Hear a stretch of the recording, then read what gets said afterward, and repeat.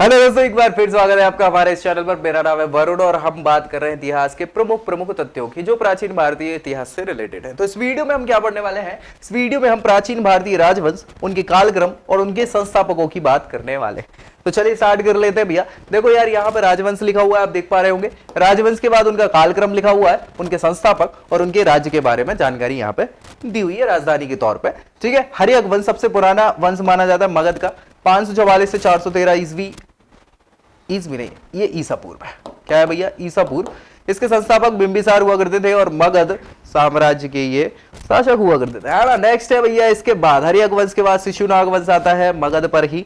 यहाँ पे 413 ईसा पूर्व से 344 ईसा पूर्व तक का इनका शासन होता है और संस्थापक के रूप में शिशुनाग होते हैं, तभी तो इनके नाम पे शिशुनाग नाम हो जाता है। मगध ही अगेन इनकी राजधानी हुआ करती है, मगध साम्राज्य हुआ करता है। नंद वंश इसके बाद आ जाते हैं मगध पे ही। ठीक है, 344 से 322 ईसा पूर्व तक का इनका शासन काल रहता है। महापद्मनंद इनके संस्थापक हो जाते हैं और मगध ही राज्य इनका रहा करता है। थोड़ा विस्तारित हो गया था। हालांकि मौर्य वंश ये सबसे प्रमुख राजवंश मान लिया जाता है। ठीक है, 322 से 185 ईसा पूर्व तक का इनका शासन रहता है। चंद्रगुप्त मौर्य संस्थापक रहते हैं। चाणक्य की सहायता से गणानंद को मार के ये मौर्य वंश की स्थापना करते हैं और मगध साम्राज्य के साथ साथ अखंड भारत का निर्माण यहाँ पे करने के स्टार्ट कर देते हैं। शुंग वंश मौर्य के बाद आ जाते हैं। ठीक है भैया, शुंग वंश 185 से 75 ईसा पूर्व तक का समय होता है। पुष्यमित्र शुंग इस शुंग वंश के संस्थापक हो जाते हैं। साथ ही साथ मगध के ही संस्थापक रहते हैं, मतलब मगध साम्राज्य ही चल रहा था, आपको पता ही है, हमने चर्चा कर ली थी।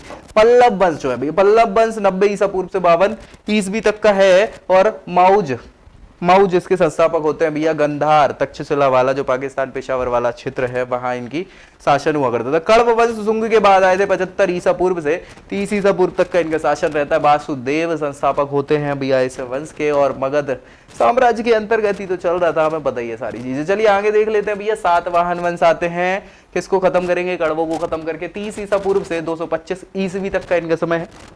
सिमुख संस्थापक रहते हैं, तभी तो वो खत्म कर देते हैं भैया किसको? कण्व वंश के अंतिम शासक को।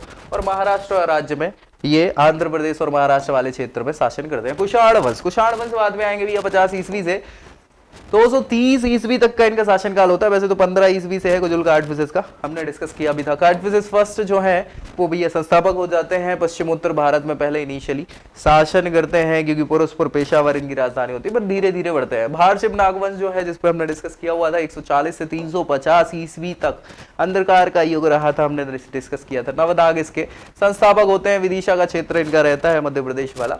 चोल शुरुआती वाला जो फर्स्ट चोल है 190 से 600 ईस्वी तक का। कराईकल भी इनको बोला जाता है, ये संस्थापक होते हैं। चोल मंडलम इनकी राजधानी और चोल साम्राज्य मतलब जो तमिलनाडु के आसपास वाला क्षेत्र है वो इनका शासन क्षेत्र हो जाता है। वकाटक वंश तो हमें पता ही था। वकाटक वंश भैया गुप्तों के बाद या गुप्तों के साथ में ही आता है, सातवाहन वंश के साथ टूट फूट में। 250 से 480 ईस्वी तक का ये शासन इनका रहता है। विंध्य शक्ति इसके संस्थापक हो जाते हैं। बरार क्षेत्र जो आज का है, मध्य प्रदेश नहीं महाराष्ट्र वाला बरार क्षेत्र, वो यहाँ पे होता है। इक्ष्वाकु वंश 250 से 400 ईस्वी तक, वही सातवाहनों के बाद इनका स्टार्ट होता है। इनके जो संस्थापक है, इनकी जानकारी गौण है। मध्य प्रदेश आंध्र प्रदेश के आसपास वाला क्षेत्र इनका जो है राज्य होता है। गुप्त वंश बाद में आते हैं भैया 275 से 550 ईस्वी के आसपास का इनका समय होता है। श्रीगुप्त संस्थापक होते हैं, इन्हीं के नाम पे गुप्त वंश नाम पड़ता है। मगध इनकी राज्य क्षेत्र हुआ करता है। कदम्ब वंश की बात हमने करी थी भैया, कदम्ब वंश है ना, 300 से 450 ईस्वी के आसपास, लगभग 150 सालों का मयूर शर्मन संस्थापक होते हैं। कर्नाटक और कोंकण वाला क्षेत्र जो है वो कदम्ब वंश का शासन वहां पे रहता है। गंग वंश पश्चिमी गंग वंश हुआ करते थे 300 से 500 ईस्वी, ये इनका शासन है। कागनी वर्मा का नाम है, कागनी वर्मा, मैसूर कर्नाटक वाले क्षेत्र में गंग वंश का शासन रहा है।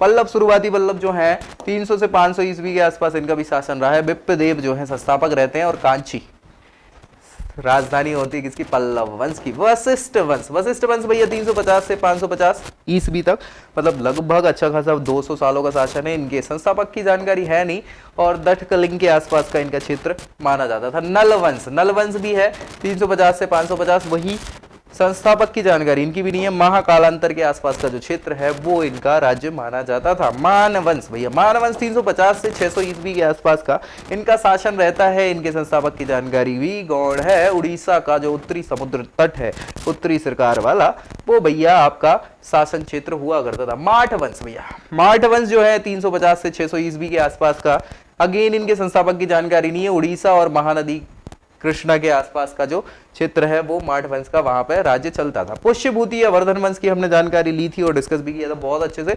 450 से 647 ईस्वी तक, कनिष्क तक का ही यहाँ पे समय लिया हुआ है। पुष्यभूति इनके संस्थापक होते हैं, इसीलिए पुष्यभूति वंश कहा जाता है। थानेश्वर हरियाणा इनकी राजधानी हुआ करती थी।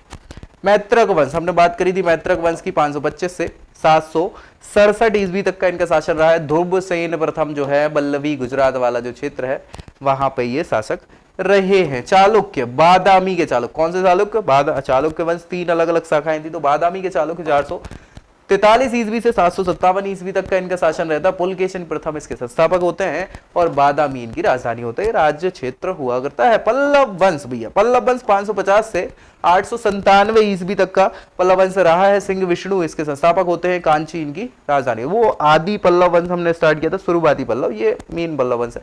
ठीक है भैया। मोखरी वंश, मोखरी वंश की तो हमने डिस्कस किया हुआ था। अरे किया था ना भैया, बिल्कुल किया था। जब हमने हर्षवर्धन काल पढ़ा था तो 554 से 600 लिया है इन्होंने, वैसे 500 से है। ठीक है। और ईशान वर्मा इसके संस्थापक माने जाते हैं। कन्नौज राज्य इनका हुआ करता था राजधानी में। कारकोट वंश, कौन सा? कारकोट वंश 996 ईस्वी से 810 ईस्वी तक का समयकाल है। दुर्लभ वर्धन इसके संस्थापक माने जाते हैं। कश्मीर का क्षेत्र जो है इनका राज्य हुआ करता था। खड़ग वंश है ना, खड़ग सिंह के खड़गने से खड़कती हैं खिड़कियां, ये वो खड़ग सिंह नहीं है, खड़ग वंश है भैया। 600 से 700 ईस्वी, 100 वर्षों तक का शासन रहा है। और खड़ग सिंह के संस्थापक वंश के बारे में पता नहीं है कौन है संस्थापक। ढाका, ढाका बांग्लादेश वाला क्षेत्र जो है वहां इनका शासन हुआ करता था। राठ वंश, राठ वंश भैया 600 से 700 ईस्वी, वही अगेन 100 सालों तक चला है। इनके भी संस्थापक की जानकारी नहीं है।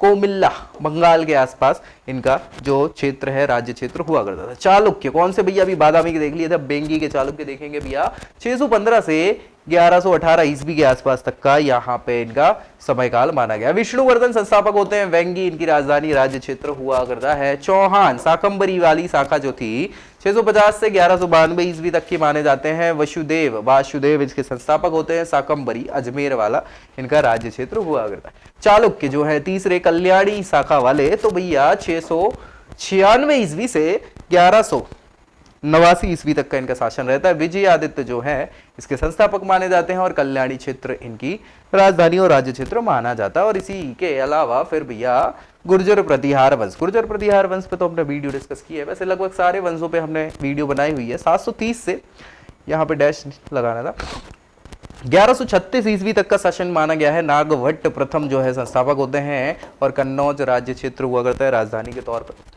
सबसे प्रतापी शासकों में तो मुझे जो है वो अपने मिहिर भोज ही लगे थे। ठीक है।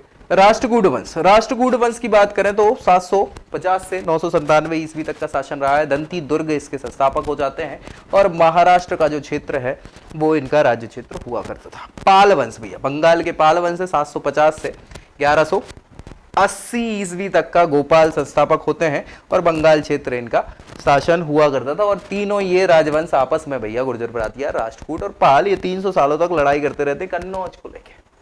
आयुध वंश भैया, आयुध वंश 770 से 815 ईस्वी तक इनका शासन काल रहा है। वज्रायुद्ध ये संस्थापक के तौर पर रहे हैं। कन्नौज इनकी राजधानी हो जाती है। चंदेल वंश, ये भी हमने डिस्कस किया था, वीडियो भी डली हुई है। 800 से 1202 ईस्वी के आसपास तक का समयकाल है। नन्नक इनके संस्थापक हुआ करते थे और बुंदेलखंड का जो क्षेत्र है ना, आधुनिक बुंदेलखंड वाला, वही चंदेल वंश का शासन हुआ करता था। परमार वंश, परमार वंश 800 से 1210 ईस्वी तक का इनका शासन रहा है और उपेंद्र जो है इनके संस्थापक रहते हैं।